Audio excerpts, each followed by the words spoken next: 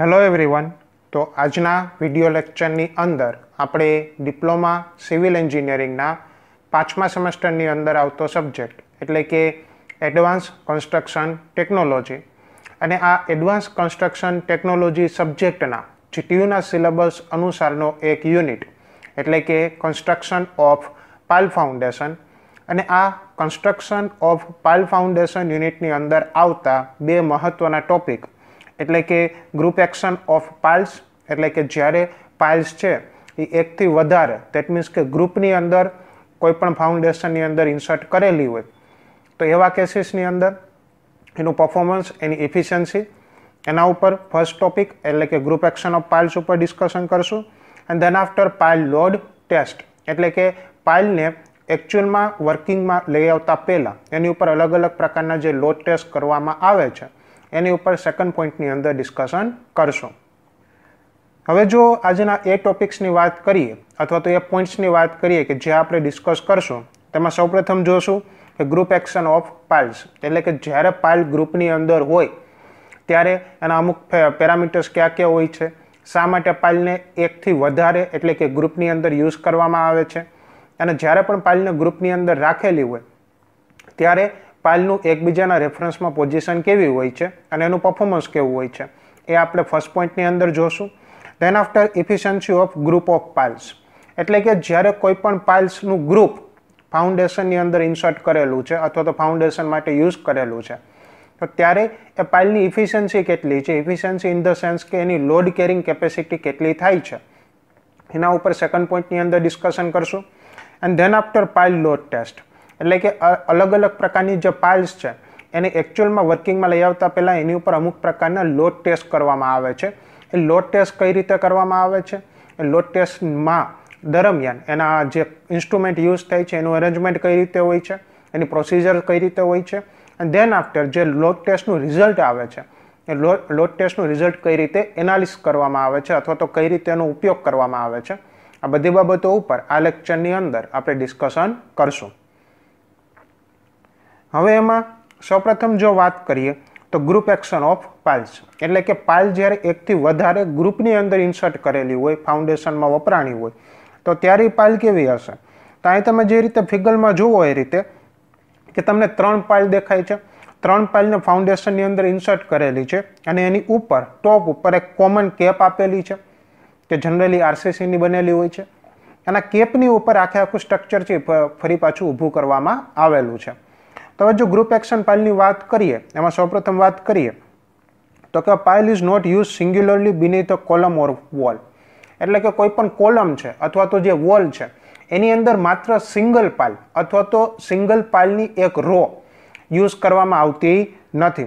શા માટે યુઝ કરવામાં નથી આવતી તો કે because it is extremely difficult to drive the pile absolutely vertical એટલે કે પાઇલને જમીનની અંદર એક્ઝેક્ટ વર્ટિકલી એટલે કે જમીનની સરફેસથી એક્ઝેક્ટ 90 ડિગ્રીએ પાઇલને જમીનની અંદર ઇન્સર્ટ કરવી ડિફિકલ્ટ થઈ જાય છે અને બીજું and to place the foundation exactly over its centre line એટલે કે તમે એક વખત સપોઝ કે કોઈ પણ કારણોસર હાઈ પ્રિસિઝનથી પાઇલને એક્ઝેક્ટ તમે જમીનની અંદર વર્ટિકલી ઇન્સર્ટ કરી દીધી દેટ મીન્સ કે જમીન સરફેસથી 90 ડિગ્રી ઇન્સર્ટ કરી દીધી તો પણ એની ઉપર જે તમે ફાઉન્ડેશન ઊભું કરવા માંગો છો, એ કોલમ ઊભી કરવા માંગો છો કે વોલ ઊભી કરવા માંગો છો તો એ જે કોલમ અથવા તો વોલ છે એનો વજન એક્ઝેક્ટલી પાઇલની જે સેન્ટ્રલ લાઇન છે અથવા તો જે સર્ક્યુલર પાઇલ હોય તો એની જે એક્સિસ છે એની ઉપર પડે એવું જરૂરી નથી અને એ લઈ આવવું પણ કેવું થઈ જાય છે, ડિફિકલ્ટ થઈ જાય છે। તો આવા કેસીસમાં એકથી વધારે પાઇલ્સ છે યુઝ કરવામાં આવતી હોય છે, right. If eccentric loading result the pile may be fail structure because of the bending stress એટલે કીધું ને કે સપોઝ કે પાઇલ કાં તો કમ્પ્લીટ વર્ટિકલી ઇન્સર્ટ નથી કરેલી અથવા તો જે લોડ અથવા તો એની ઉપર જે સ્ટ્રક્ચર ઊભું કરેલું છે એ પાઇલની એક્ઝેક્ટ એક્સિસને પેરેલલ અથવા તો એક્સિસને ઇનલાઇન નથી તો એવા કેસીસમાં શું થશે, એસેન્ટ્રિક લોડિંગ થશે અને એસેન્ટ્રિક લોડિંગના કારણે શું થશે કે પાઇલનું બેન્ડિંગ થઈ જશે અથવા તો પાઇલનું ફેલિયર થઈ જશે, રાઈટ। તો આવા કેસીસના આ બધા પેરા ફેક્ટર્સને કારણે આ બધી ઇફેક્ટના કારણે શું કરવામાં આવે છે કે પાઇલને સિંગલ નહીં પણ ગ્રુપની અંદર ઇન્સર્ટ કરવામાં આવતી હોય છે। હવે એમાં જોઈએ તો કે in actual practice structural load are supported by several piles acting as a group. તો કીધું ને એમ કે એકચ્યુઅલમાં શું છે કે એક જ પાઇલ નહીં, પણ આખો જે પાઇલનું જે ફાઉન્ડેશન છે એની ઉપરનું જે સ્ટ્રક્ચરનો લોડ છે એ ઘણી બધી પાઇલમાં શું કરેલો હશે, ડિસ્ટ્રીબ્યુટ કરેલો હશે, right. Than after a minimum number of 3 piles is used under a column in a triangular pattern even if the load does not warrant the use of these 3 piles. General કેસીસમાં ઓછામાં ઓછી સંખ્યા પાઇલની કેટલી હશે? 3. Rare of rare કેસની અંદર જ 2 pile use કરવામાં આવે કોઈ પણ કોલમ છે અથવા તો વોલના સ્ટ્રક્ચરની નીચે ફાઉન્ડેશનમાં, પરંતુ જનરલી કેટલી પાઇલ યુઝ કરવામાં આવે? 3, મિનિમમ 3. અને કયા શેપની અંદર હશે? ટ્રાયંગ્યુલર શેપમાં, એટલે કે ત્રિકોણ આકાર હશે. જનરલી સમબાજુ ત્રિકોણ અથવા તો ઇક્વિલેટરલ ટ્રાયંગલ્સના ફોર્મની અંદર અથવા તો ફોર્મેશનની અંદર પાઇલને બેસાડવામાં આવે. ધેટ મીન્સ કે એક પાઇલ છે, કોઈ પણ પાઇલ જે ટ્રાયંગલ જનરેટ થશે એના બધા ખૂણા કેવા હશે? એક જ સરખા હશે. તો એ ફોર્મેશનની અંદર પાઇલને છે એ કોઈ પણ કોલમ અથવા તો વોલના સ્ટ્રક્ચરની અંદર ઇન્સર્ટ કરવામાં આવે છે. હા, અહીંયા એક વસ્તુ એ ખાસ જોવાની રહે કે સપોઝ કે જે સ્ટ્રક્ચર તમે ઊભું કર્યું છે, ફોર એક્ઝામ્પલ કોલમ ઊભી કરી છે, તો એ કોલમનો જે વજન છે એ એટલો બધો વધારે નથી કે જેને કારણે તમારે 3 પાઇલની રિક્વાયરમેન્ટ છે, તો પણ મિનિમમ 3 પાઇલ જ રાખવામાં આવે છે. શા માટે? કારણ કે આપણે આગળ ડિસ્કસ કર્યું તેમ સપોઝ કે પાઇલ ઉપર એસેન્ટ્રિક લોડ પડ્યો, એટલે કે પાઇલમાં કોઈ પણ કારણોસર પાઇલની એક્સેસથી દૂર લોડિંગ થયું અથવા તો પાઇલ છે એનું કમ્પ્લીટ ટ્રુલી વર્ટિકલી એનું ઇન્સર્શન અથવા તો ડ્રાઇવિંગ ન થયું, તો એને કારણે શું થશે કે પાઇલનું ફેલિયર થઈ જશે. એટલા માટે જ ટ્રાયંગ્યુલર ફોર્મેશનની અંદર મિનિમમ 3 પાઇલ એડ કરવામાં આવે છે. એ જરૂરી નથી કે જે સ્ટ્રક્ચરનો વજન છે એ 3 પાઇલ માટે જરૂરી છે કે નહીં. ઘણા કેસીસમાં એવું પણ થાય કે જે સ્ટ્રક્ચરનો વજન છે એ માત્ર 1 પાઇલથી જ મેનેજ થઈ શકતો હોય, તો પણ મિનિમમ કેટલી પાઇલ નાખવામાં આવે? 3. મુખ્ય કારણ શું? તો કે જે ફાઉન્ડેશન છે, જે પાઇલ ફાઉન્ડેશન છે એની સ્ટ્રક્ચરલ સ્ટેબિલિટી મળે અને લાંબા ગાળા સુધી એનું ફેલિયર ન થાય એના માટે, right. Than after when a number of piles required is more than 3, the piles are so arranged that they are symmetrical with respect to the load. એટલે સપોઝ કે હાલો ટ્રાયંગ્યુલર ફોર્મેશન થયું, ટ્રાયંગ્યુલર ફોર્મેશનના એક્ઝેક્ટ સેન્ટરમાં જે ટ્રાયંગલનું centre છે ત્યાં તમે column ઊભી કરી લીધી, હાલો એ તો થઈ ગયું. પણ સપોઝ કે કોઈ સ્ટ્રક્ચર એવું છે કે એમાં 3 પાઇલ કરતાં વધારે પાઇલની જરૂર છે, તો એવા કેસીસની વાત કરીએ કે ફોર એક્ઝામ્પલ કોઈ લાંબી વોલ છે, તો એમાં તમે માત્ર 3 પાઇલથી સપોર્ટ આપી શકો નહીં.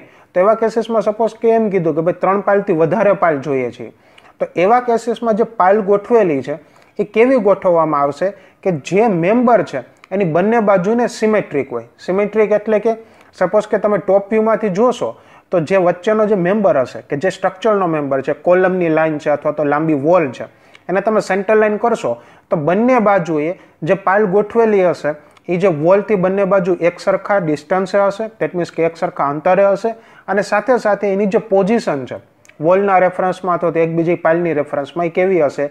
એક સરખી હશે.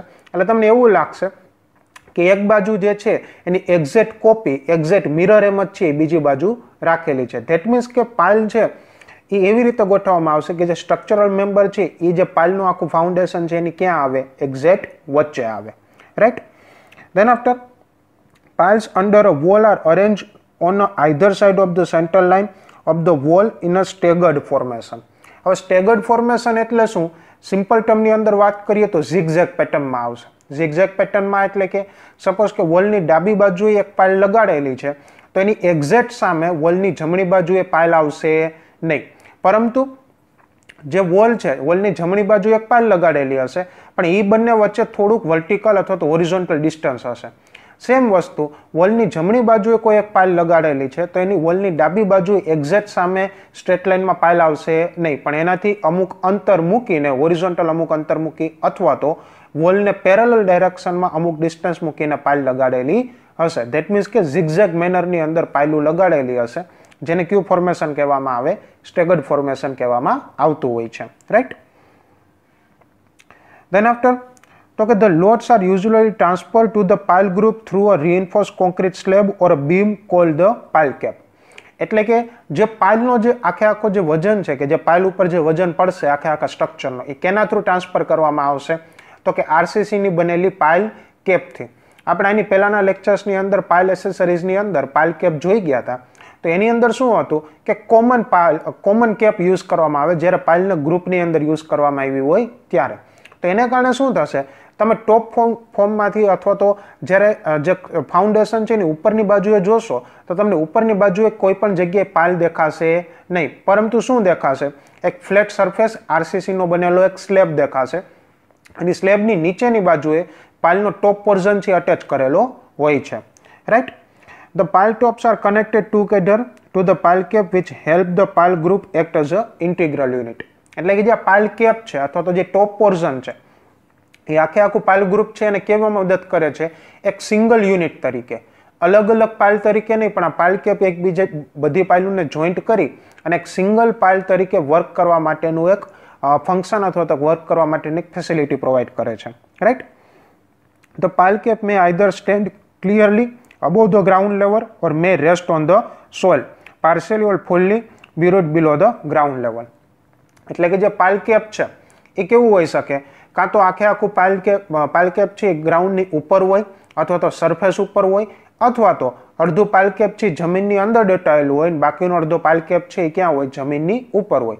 એકોર્ડિંગ ટુ ફાઉન્ડેશનના આધારે પાઇલ કેપની પોઝિશન જે ગ્રાઉન્ડ લેવલ છે એના રેફરન્સની અંદર શું થતી હોય છે, ચેન્જ થતી હોય છે. Then after, the ultimate load carrying capacity of pile group is not necessarily equal to the sum of individual load capacity of the pile in the pile group. એટલે શું થાય છે કે એવું જરૂરી નથી કે તમે ગ્રુપની અંદર સપોઝ કે 10 પાઇલ લગાડી છે અને 10 પાઇલમાં દરેક પાઇલનો લોડ કેરિંગ કેપેસિટી 10 ન્યૂટનની છે, તો આખો જે પાઇલનું જે ફોર્મેશન અથવા તો પાઇલ ગ્રુપ હશે એની ટોટલ લોડ કેરિંગ કેપેસિટી 100 ન્યૂટનની થશે. ઘણી વખત એવું જોવા મળ્યું છે કે જે ઇન્ડિવિજ્યુઅલ પાઇલ્સ છે, સપોઝ કે આપણે વાત કરીએ એમ કે ભાઈ 10 ન્યૂટનની એક પાઇલ હતી, આખા ગ્રુપમાં 10 પાઇલો હતી, તો ટોટલ કેટલું થયું, તો કે આખા ગ્રુપની લોડ કેરિંગ કેપેસિટી 100 ન્યૂટનની થવી જોઈએ, પરંતુ 100 ન્યૂટન કરતાં ઓછી ગ્રુપની કેપેસિટી મળતી હોય છે પાઇલ ગ્રુપની. રાઈટ. તો એવું થવાનું કારણ શું છે તો જોઈએ. તો કે distance of the soil during disturbance of the soil during the installation of the pile and overlap of the stress between the adjacent pile may causes the reduction in the load carrying capacity of the pile group. એટલે કે આજે આપણે વાત કરીને કે ભાઈ total પાઇલના total load carrying capacity એટલે કે જે સમ કરીએ એના કરતાં ગ્રુપની જો લોડ કેરિંગ કેપેસિટી ઓછી હશે. એના અમુક કારણો છે. એમાં પહેલું કારણ શું છે કે સોઇલની અંદર ડિસ્ટર્બન્સ થાય. જ્યારે પાઇલ ડ્રાઇવિંગ તમે કરતા હો ત્યારે સોઇલ એની પોઝિશન માં વેરી થતું હોય અથવા તો હોરિઝોન્ટલ અથવા તો લેટરલ મુવમેન્ટ થતી હોય ત્યારે. ધેન આફ્ટર બીજો કેસીસ શું થઈ શકે કે બીજા કેસની અંદર જે ઇન્ડિવિજ્યુઅલ પાઇલનું જે સ્ટ્રેસ છે એકબીજા ઉપર ઓવરલેપ થઈ જશે. તો એને કારણે શું થશે કે ટોટલ લોડ કેરિંગ કેપેસિટી કેવી થઈ શકશે, ઓછી થઈ શકશે. હા, પણ એની સામેનો એક પોઝિટિવ પોઈન્ટ છે અથવા તો સિક્કાની એક ઉલટી બાજુ પણ છે. શું છે કે however the soil between the piles may become the locked in due to the densification from driving of the pile and the group may tend to behave as an equivalent single large pile block. એટલે શું થશે કે જ્યારે પણ પાઇલને અથવા તો પાઇલને જમીનની અંદર નાખવામાં આવશે તો જે પાઇલની વચ્ચેની જે સ્પેસ છે અથવા તો પાઇલની વચ્ચેની જે માટી છે એ કૂટાશે, એકબીજાની તરફ કમ્પ્રેસ થશે, જેને કારણે એની ડેન્સિટી વધી જશે. તો શું થશે કે જે પાઇલ્સ તો લગાડેલી છે પણ પાઇલની વચ્ચેની જે સેન્ડ છે એ પણ કેના જેવું કામ કરવા માંડશે, પાઇલ જેવું, અને આખો એક અલગ અલગ પાઇલ નહીં પણ આખો એક પાઇલ બ્લોક જેવી રચના દેખાશે. અહીં તમે જે ફિગરમાં જુઓ છો એ રીતે કે જે આ અલગ અલગ 3 પાઇલ ગ્રુપની અંદર 3 પાઇલો લગાડેલી છે તો એને કારણે આજુબાજુની જે માટી હતી એનું એક બબલ જનરેટ થયું. બબલ જનરેટ થયું એટલે કે એ પાઇલ ડ્રાઈવ કરવાને કારણે આજુબાજુની માટી એટલે કે જે બબલની અંદરની જેટલી પણ માટી હતી એ ડેન્સિફાઈ થઈ ગઈ અને એક સિંગલ અથવા તો એક લાંબા પાઇલ બ્લોક જેવી રચના થઈ ગઈ છે. રાઈટ. ત્યાર પછી densification and improvement of property of soil surrounding the group may also occurs. એટલે કે ડેન્સિફિકેશન થાય છે અને આ ફેક્ટર્સને કારણે that means કે that factors tend to provide the group a capacity greater than the sum of capacity of the individual pile. એટલે કે આ જે ફેક્ટર્સ કીધા, સોઇલની પ્રોપર્ટીઝ ચેન્જ થવી, સોઇલનું ડેન્સિફિકેશન થવું, એને કારણે શું થશે કે ટોટલ જે પાઇલ છે એનું લોડ કેરિંગ કેપેસિટી કેવી થઈ જશે, વધી જશે. રાઈટ.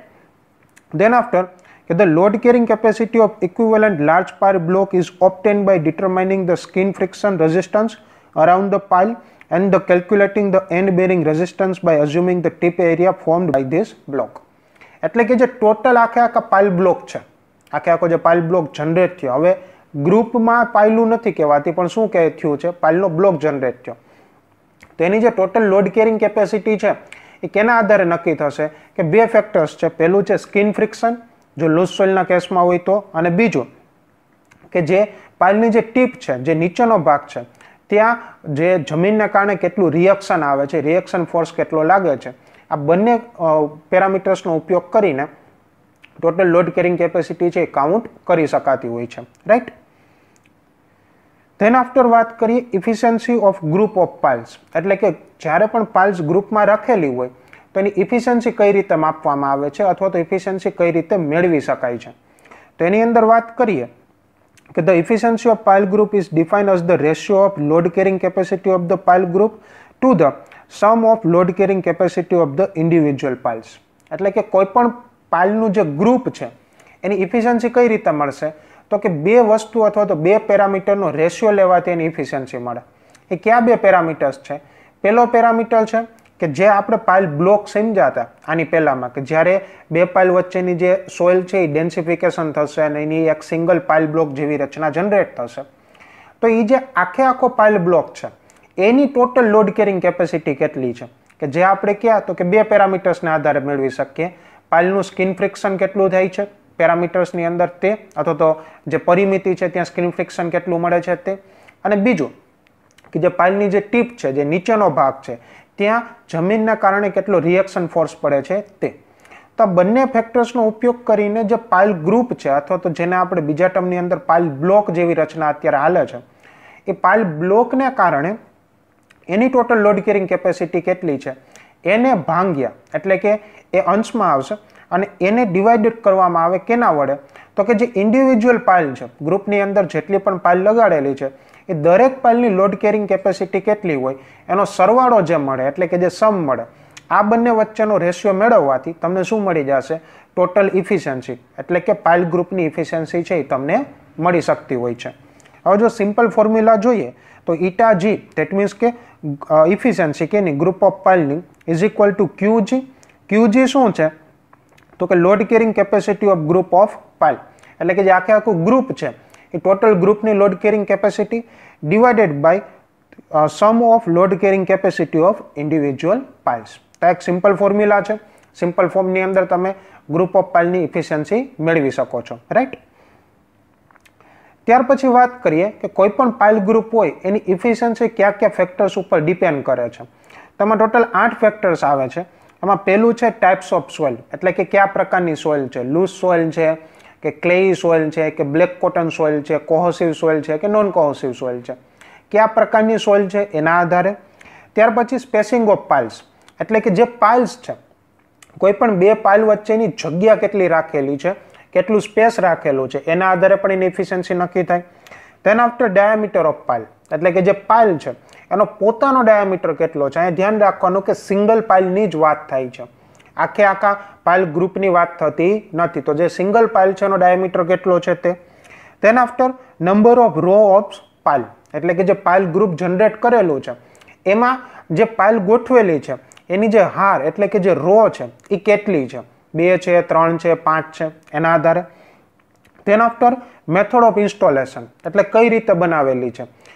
પાઇલ છે ગ્રાઉન્ડની અંદર ડ્રાઈવ કરેલી છે, એટલે કે પાઇલ પહેલા ફેક્ટરીમાં તૈયાર કરેલી હતી અને પાઇલ ડ્રાઇવિંગ ઇક્વિપમેન્ટની મદદથી એને ગ્રાઉન્ડની અંદર ડ્રાઈવ કરેલી છે, અથવા તો પાઇલ છે કોન્ક્રીટની બનેલી છે જે તે કન્સ્ટ્રક્શન સાઇટ ઉપર કાસ્ટ ઇન શૂટ, એટલે કે પાઇલને કન્સ્ટ્રક્શન સાઇટ ઉપર જમીનની અંદર જ કન્સ્ટ્રક્ટ કરેલી છે. આ બંનેના આધારે પણ એની ઇફિશિયન્સી અસર થતી હોય છે. Than after length of pile, એટલે કે પાઇલની ટોટલ લંબાઈ કેટલી છે તે. ત્યાર પછી મટીરિયલ ઓફ પાઇલ, એટલે કે પાઇલ કયા મટીરિયલની બનેલી છે, કોન્ક્રીટની બનેલી છે, ટિમ્બરની બનેલી છે કે સ્ટીલની બનેલી છે કે સેન્ડ પાઇલ છે કે પછી જે આપણે ટાઇપ્સ ઓફ પાઇલની અંદર જોયું હતું કે કમ્પોઝાઇટ પાઇલ છે, એટલે કે અડધો ભાગ છે સ્ટીલનો બનેલો છે અને બાકીનો ભાગ છે ટિમ્બરનો બનેલો છે. તો એના કેસીસને આધારે પણ પાઇલની ઇફિશિયન્સી નક્કી થાય. And then after number of piles in a row. પહેલું શું હતું કે પાઇલની કેટલી રોસ છે, નંબર્સ ઓફ રો, અને દરેક રોની અંદર બીજું શું છે કે દરેક રોની અંદર કેટલી પાલ રાખેલી છે.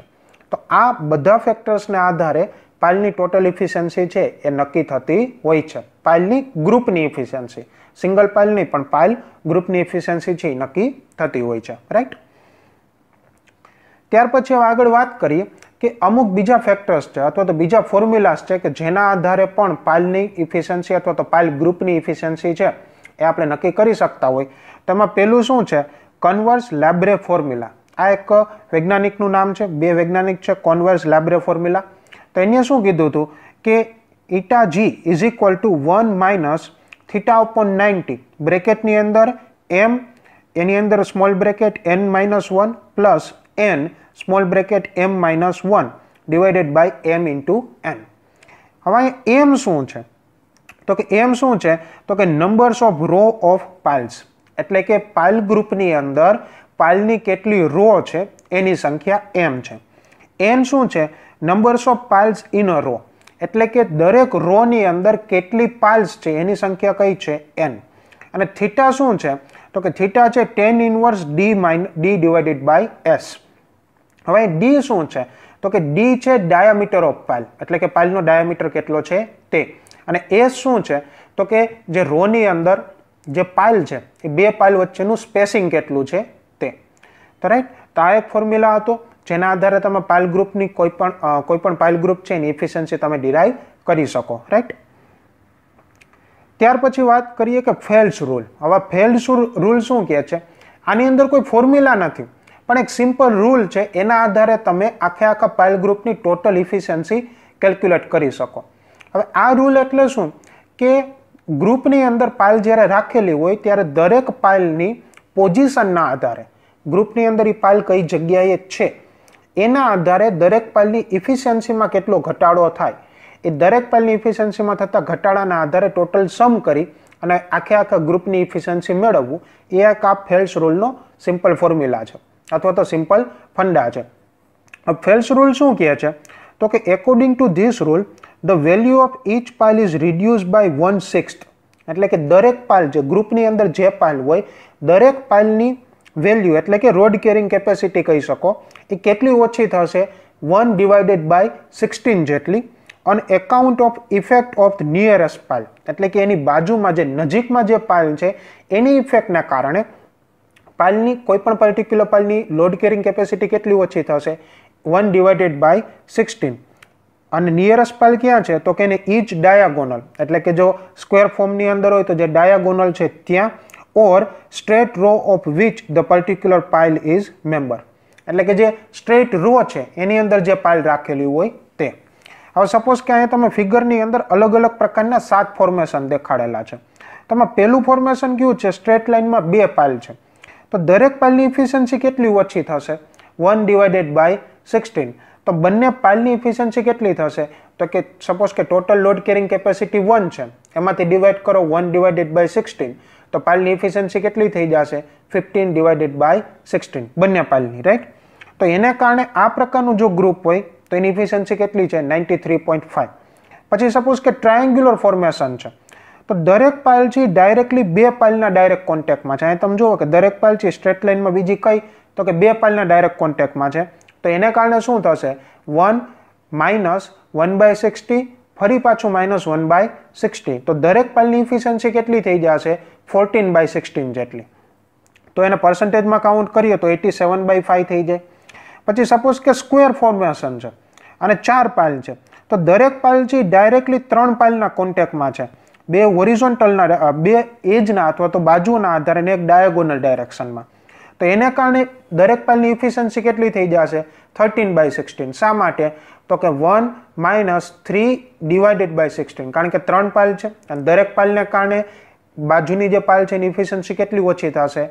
1 ડિવાઇડેડ બાય 16. તો ટોટલ ઇફિશિયન્સી કેટલી થઈ ગઈ? 82%.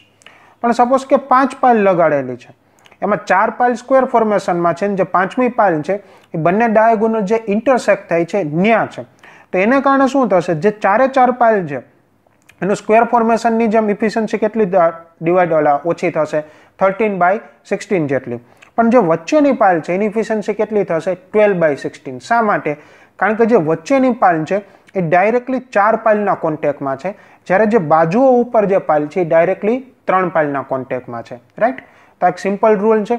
આના આધારે, આ સિમ્પલ મેથડના આધારે પાલ કઈ રીતે ગોઠવેલી છે એના આધારે ટોટલ કેલ્ક્યુલેશન કાઉન્ટ થઈ જાય. હા, પણ આ જે ફેલ્સ રૂલ છે એની અંદર પાલનું મટીરિયલ, ધેન આફ્ટર 2 પાઇલ્સ વચ્ચેનું સ્પેસિંગ, ધેન આફ્ટર પાલની અંદર પાલ જે સોઇલની અંદર ઇન્સર્ટ કરેલી છે એ સોઇલનું નેચર, પાલને ઇન્સર્ટ કરવાના પેરામીટર્સ, આ બધી વસ્તુ છે નિગ્લેક્ટ કરેલી છે.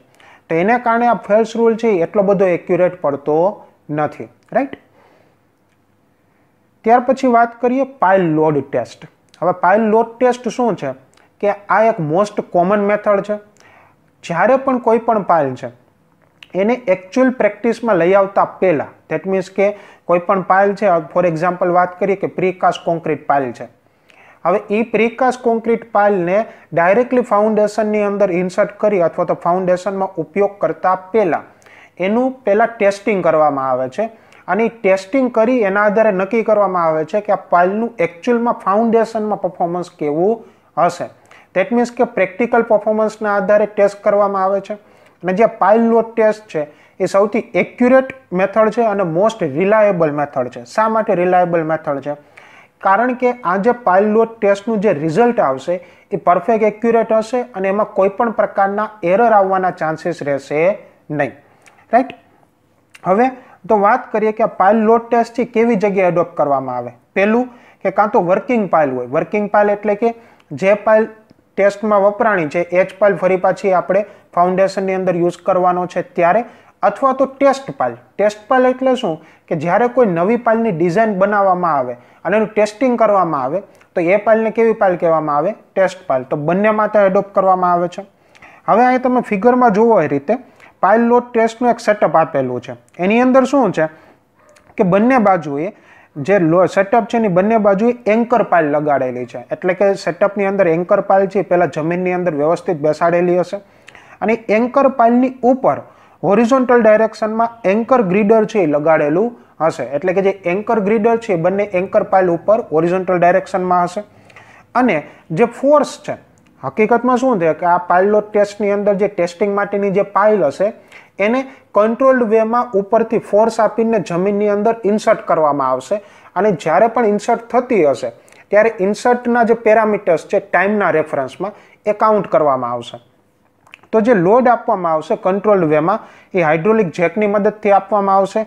હાઇડ્રોલિક જેકનો ઉપરનો ભાગ છે એ એન્કર ગ્રીડર સાથે સપોર્ટેડ હશે, અને નીચેનો ભાગ છે જે પ્રેશર આપે છે એ ટેસ્ટ પાઇલની ઉપરની એટલે કે ટોપ લેયર અથવા તો કેપ ઉપર અટેચ્ડ હશે, રાઈટ?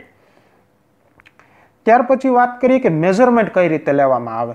તો કે the measurement of the settlement of pile are recorded with the help of 3 dial gauge with respect to fixed reference mark. એટલે કે જે પહેલા જે આખું ટેસ્ટ સેટઅપ છે એની અંદર રેફરન્સ માર્ક લગાડેલા હશે, અને રેફરન્સ માર્કની અંદર જે સેટલમેન્ટનો મતલબ શું થાય કે પાઇલ જમીનની અંદર કેટલી અંદર સુધી જશે એને શું કહેવામાં આવે? સેટલમેન્ટ કહેવામાં આવે. અને એ જે સેટલમેન્ટ છે એમએમના 10મા ભાગ સુધી માપવામાં આવશે. હવે આટલી એક્યુરેસીથી માપવા માટે કેનો ઉપયોગ કરવામાં આવે? Dial gauge. ડાયલ ગેજ શું છે? એક સિમ્પલ ગેજ છે જેની નીચે એક વર્ટિકલ મોમેન્ટ કરતી નીડલ આપેલી હોય, અને નીડલમાં તમે જેટલું પુશ કરશો અથવા તો નીડલને જેટલી ઉપરની સાઈડ દબાવશો એટલું જ ડાયલ ગેજની અંદર રીડિંગ મળતા જશે, રાઈટ? ધેન આફ્ટર હવે જો આ ટેસ્ટ કઈ રીતે કન્ડક્ટ કરવામાં આવે એની વાત કરીએ તો કે the test is conducted after a period of 3 days after installation of test pile in sandy soil. એટલે કે સોઇલ છે એ સેન્ડમાં ફોર્મમાં છે, એટલે કે એક્સ્ટ્રીમલી લૂઝ સોઇલ છે.